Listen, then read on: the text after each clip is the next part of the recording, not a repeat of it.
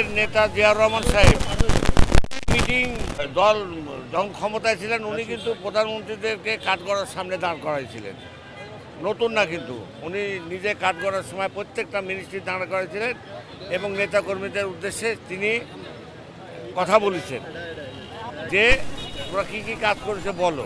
সেটাই ধারাবাহিকতা এটা চলছে এবং কর্মী মিটিং এটা হবে, চলছে, এটা প্রক্রিয়া, এটা চলতেই থাকবে, এটা চলতেই থাকবে, সমস্যা না। আর আপনি ইতিমধ্যে তো দেখেছেন আমাদের কাজকামগুলো তো আরম্ভ, যেগুলো প্রতিশ্রুতি দিচ্ছি, ফ্যামিলি কার্ড বলেন, কৃষক কার্ড বলেন, মসজিদের ইমাম বলেন, যেগুলো কাজ আমাদের কৃষকদের যে বেতন, কৃষকদের যে আপনাদের কার্ড, সেগুলা সবই তো আমরা আরম্ভ করছি ইনশাল্লাহ।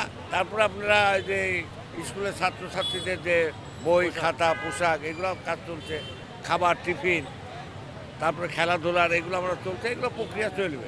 আশা করছি দেশ যদি ঠিক মতন চলে এই কাজ আমাদের 3 বছরের মধ্যে ইনশাল্লাহ শেষ হবে। খোদা হাফেজ।